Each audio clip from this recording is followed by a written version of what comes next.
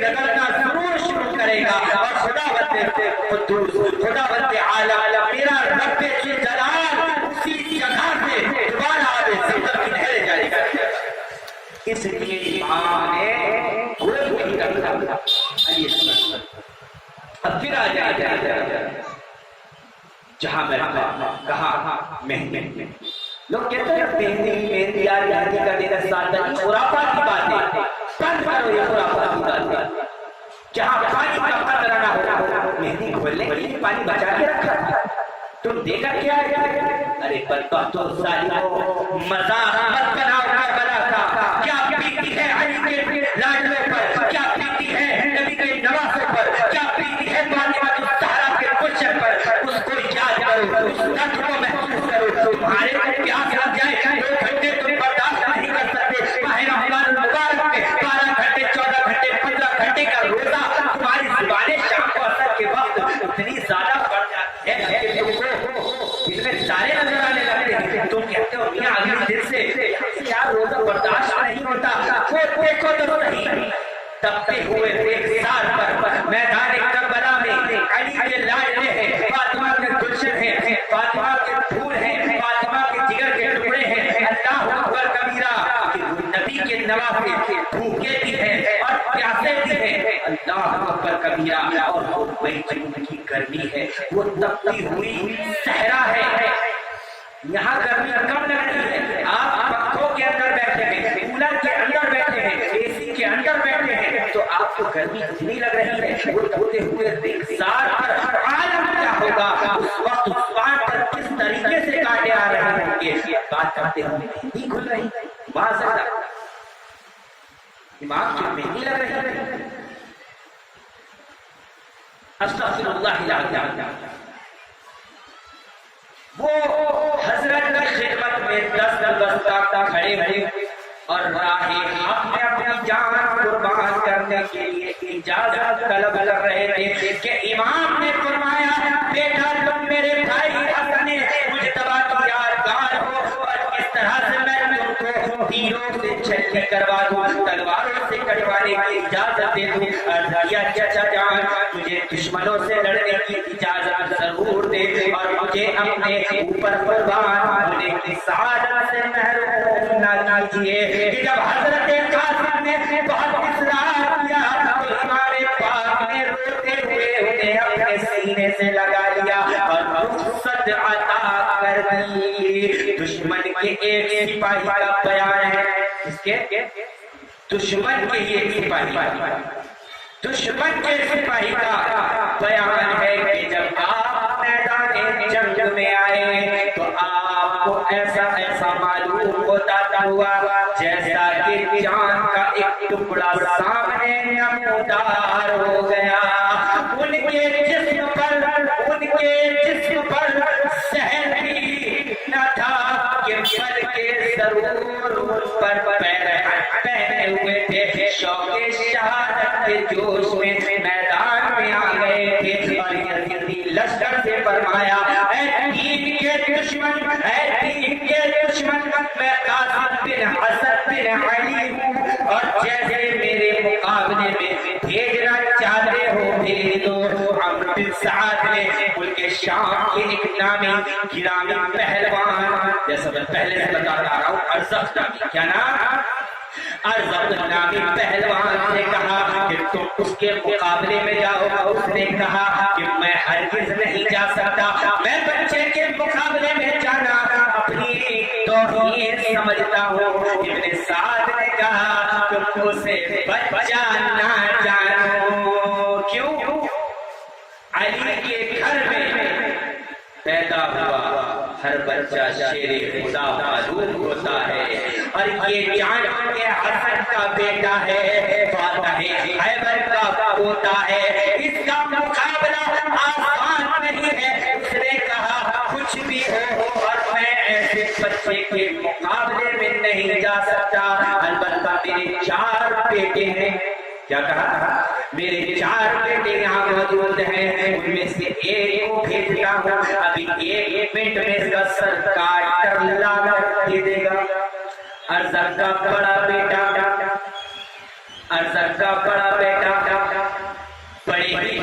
ہوئے قیمتی تلوار چومتا ہوا اور بادلوں کی طرح گرجتا ہوا میدان میں آیا اور پہنچتے ہی حضرت قاسم پر وار کیا آپ نے اس کے پاس سے بچ کر اسی تلوار کی ایسے ماری کہ وہ ایک ہی تلوار میں ڈھیر ہو گیا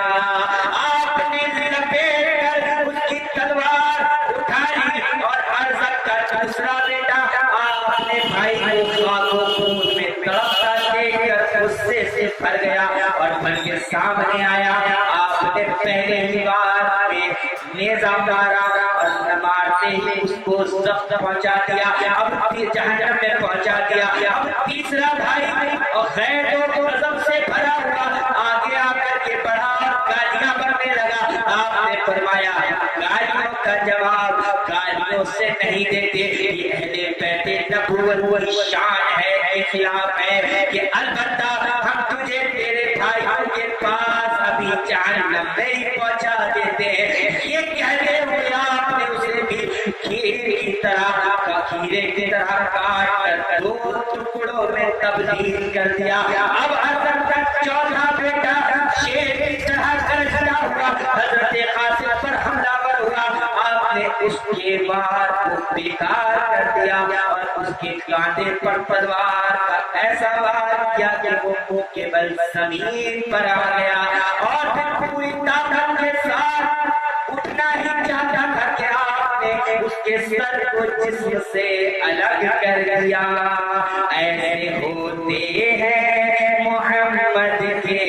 گھرانے والے کہ جب ہاشمی بہادر میں چند منٹوں میں اندر کے 4 بیٹوں کو موت کے گھاٹ اتارا تو اس کے سارے غرور کو خاک میں ملا لیا وہ غصے میں کانپنے لگا جن کے مقابلے میں آنا پہلے اپنی توہین سمجھتا تھا اب ہم سے لڑنے کے لیے بے قرار ہو گیا اور ہاتھ میں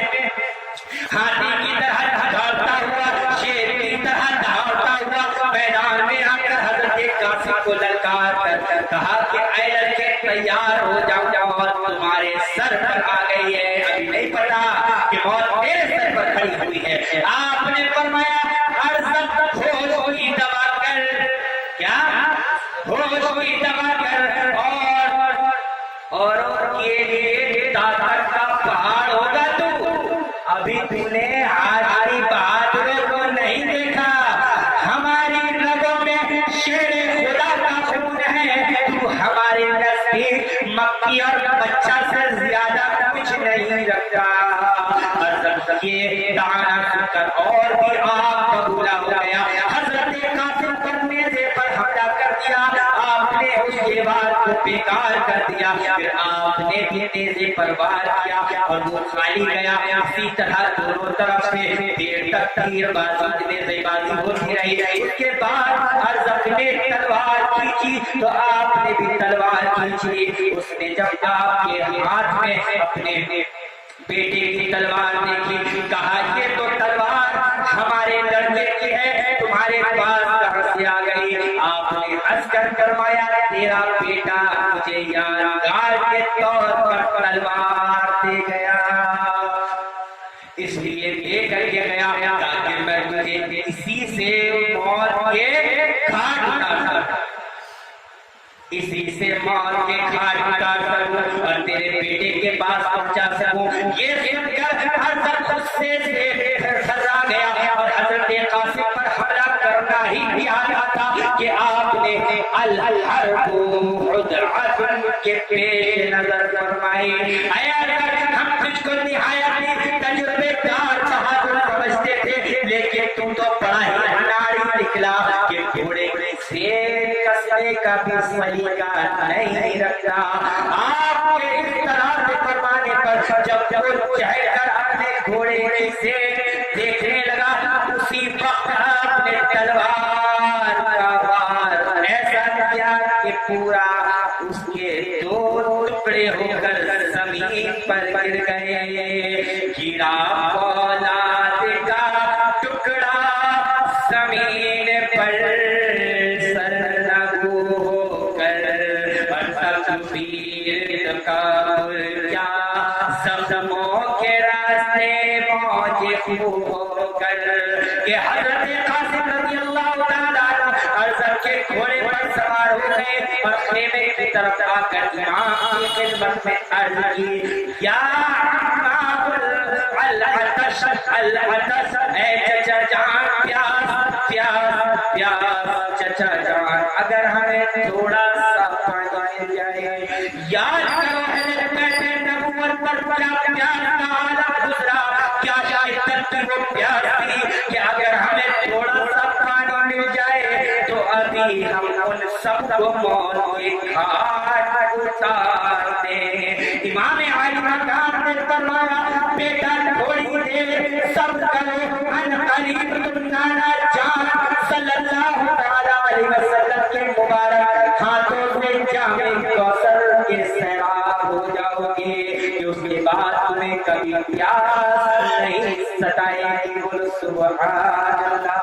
हज़रत क़ासिम फिर मैदान की तरफ को पलट करके आए। इब्ने साद ने कहा कि उस नौजवान ने हमारे कई कामिल गिरामी नौजवान को कत्ल कर दिया है, लिहाजा उसके मुकाबले में तन्हा न जाओ, इसे चारों तरफ से घेर कर कत्ल कर दो। कि दुश्मनों ने आपको चारों तरफ से घेर लिया और घमासान की लड़ाई शुरू हो गई। आपके जिस्म पर 27 जख्म आए। आखिर में शेष में साल में आपके सीने पर ऐसा नेज़ा मारा कि आप घोड़े से गिर पड़े और या अम्मा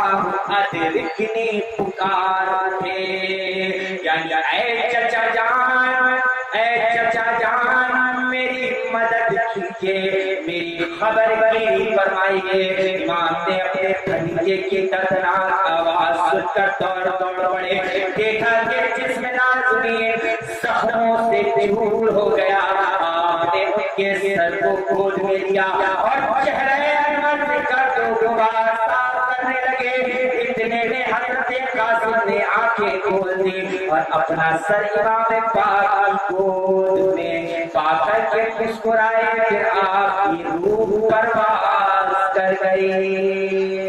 रज़ियल्लाहु ताला। हज़रत अब्बास बिरादराने इस्लाम, अब वो वक्त आ गया इमाम आली मकाम अला जद्दहु अलैहिस्सलाम के अलम बरदार हज़रत अब्बास बिन अली रज़ियल्लाहु ताला अन्हुमा इमाम पाक से मैदान में जाकर के रण की इजाजत तलब कर रहे हैं और अर्ज करते हैं, भाईजान सारे भाई भतीजे और भांजे, सारे भाई भतीजे और भांजे तो भूखे प्यासे जामे शहादत नोश कर चुके, मगर अब नन्हे शेखवार बच्चों का प्यार तड़पना और उनका बिला बिला मुझसे देखा नहीं जाता। मुझे इजाजत दीजिए मैं जाकर के फिर आपसे एक मशकीज़ा पानी ले आऊं और प्यासे को पिलाऊं। हज़रत की आंख अश्कबार हो गई। फरमाया, भाई अब्बास तुम भी मेरे हलमदार हो, अगर पानी लाने में तुमको शहीद हो गए, पानी लाने में तुम शहीद हो गए तो फिर मेरा हल कौन उठाएगा और मेरे जख्म दिल पर हक पर कौन लगाएगा। और वही मेरी जान आप पर कुर्बान, मुझे पानी लाने की इजाजत जरूर दीजिए कि अब नन्हे बच्चों को प्यार की तकलीफ मेरी कुव्वते बर्दाश्त से बाहर है। बस आखिरी तमन्ना यही है, साथी कौसर के जिगर कर पारों को चंद घूंट पानी पिलाकर मैं भी अपने भाइयों के पास पहुंच जाऊं। हज़रत इमाम ने अब्बास की तरफ जब बहुत ही इसरार किया तो उन्होंने सीने से लगाकर और अश्कबार आंखों के साथ उनको इजाजत दे दी और एक मशकीज़ा कांधे पर लटकाकर घोड़े पर सवार हुए और फरात की तरफ रवाना हो गए। यज़ीदी फौज ने जब हज़रत अब्बास को फिरार की तरफ आता हुआ देखा तो रोक दिया। आपने फरमाया, ऐ नबियों खुदाए ताला से डरो, खुदाए ताला से डरो। रसूलुल्लाह सल्लल्लाहु अलैहि وسلم سے شرماؤ، افسوس سدا افسوس کہ تم لوگوں نے بے شمار دودھ بھیج کر نواسائے رسول کو بلایا، اور جب وہ سفر پر مشقتیں اٹھا کر تمہاری زمین پر چلوا ہوئے تو ان کے ساتھیوں نے بے وفائی کی، دشمنوں نے سے مل کر ان کو تمام رفقا کے افراد ہو کر کے ان کے ساتھیوں نے بے وفائی کی، دشمنوں سے مل کر ان کے تمام رفقا عزیز و اقارب کو شہید کر دیا، اور چھوٹے چھوٹے بچوں کو ایک ایک بوند پانی کے لیے ترسا رہے ہو۔ سوچو قیامت کا دن ان کے نانا جان صلی اللہ علیہ وسلم کو کیا منہ دکھاؤ گے؟ کوفیوں نے جواب دیا اگر ساری دنیا پانی ہو جائے تب بھی تمہیں پانی کا ایک قطرہ نہیں دینے دیں گے جب تک کہ حسین یزید کی طاعت نہ کرنے۔ ظالموں کا جواب سن کر آپ کو جلال آ گیا اور فرمایا حسین سر کٹا سکتے ہیں لیکن باطل کے سامنے سر جھکا نہیں سکتے، مرتے حق باطل سے ہرگز خوف کھا سکتے نہیں، سر کٹا سکتے ہیں لیکن سر جھکا سکتے نہیں۔ اور اسی کے ساتھ میں اپنی گفتگو کو یہیں پر روکتا ہوں، انشاءاللہ العزیز کل کہیں سے بیان ہوگا، یاد رکھنا سبھی سے پوچھ لوں گا کہاں پر چھوڑا۔ حضرت عباس کوفیوں کے پاس پہنچ چکے ہیں، پانی کے لیے نہر فرات کے پاس پہنچ چکے ہیں، اور سے جو گفتگو ہوئی وہ بھی بتا چکا ہوں۔ اب یہیں سے بیان انشاءاللہ العزیز کل شروع ہوگا، اس کے قبل میں آپ لوگوں سے پوچھوں گا کہاں چھوڑا۔ میں بھی تو دیکھو حسین سے کون ہے اس رکھنے والا کہ باغ جنت کے ہیں بہرے مدحانے اہل بیت، باغ جنت کے ہیں بہرے مدحانے